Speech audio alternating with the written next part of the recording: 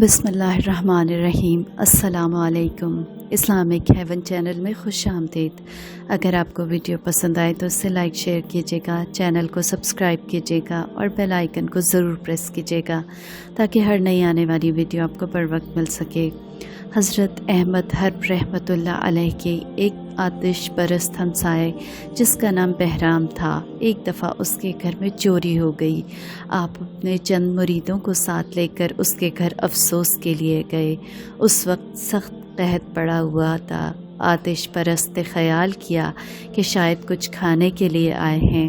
آتش پرست نے اٹھ کر آپ کی تعظیم کی اور اسی خیال میں تھا کہ آپ کے سامنے کیا چیز رکھے، لیکن آپ نے اس کے خیال کو بھانپ کر فرمایا، خاطر جمع رکھو، ہم آپ کے پاس اظہار افسوس کے لیے آئے ہیں، کچھ کھانے پینے کے لیے نہیں آئے۔ بہرام نے کہا، فی الحقیقت میرے ہاں چوری ہو گئی ہے، لیکن پھر بھی 3 شکر واجب ہیں۔ اول یہ کہ کسی نے میرا سامان چرایا، میں نے کسی کی چوری نہیں کی۔ دوم یہ کہ آدھا مال چوری ہوا۔ سوم یہ کہ دنیا چوری ہوئی ہے اور میرا دین سلامت ہے۔ آپ کو یہ بات بہت پسند آئی اور فرمایا کہ لکھ لو، اس سے محبت اور دوستی کی خوشبو آتی ہے۔ پھر آپ نے فرمایا کہ تم آگ کی پرستش کیوں کرتے ہو؟ آتش پرست نے کہا کہ کل قیامت کے دن مجھ کو عذاب نہ کرے۔ آپ نے فرمایا کہ تیرا یہ خیال بالکل غلط ہے۔ جو چیز اس قدر ضعیف ہو کہ اگر ایک لڑکا اس پر پانی ڈال دے تو یہ فوراً بجھ جائے، وہ کل تم کو خدا کے عذاب سے کیسے نجات دے سکتی ہے؟ اسے ذرا بھر تمیز نہیں، وہ ادنا اعلیٰ سب کو جلا دیتی ہے۔ اگرچہ تم نے 70 سال تک اس کی پوجا کی ہے اور میں نے اس کی پوجا نہیں کی، آئیے ہم دونوں آگ میں ہاتھ ڈال دیں، دیکھیں کہ تمہارا لحاظ کس قدر کرتی ہے۔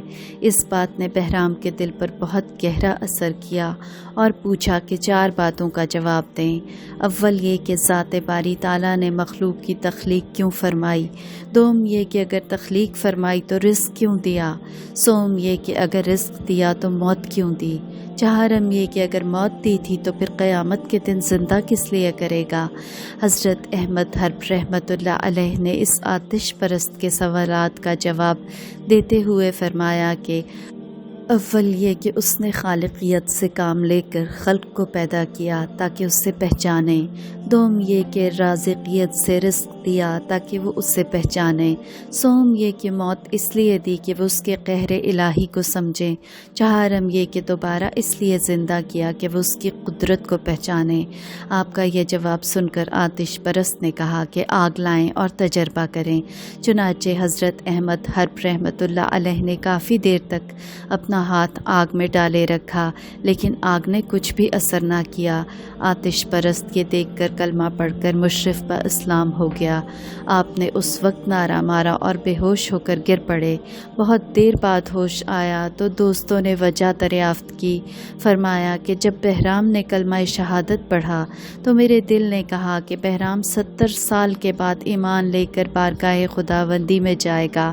تو 70 سال سے مسلمان ہے، آخر خدا کے ہاں کیا لے کر جائے گا؟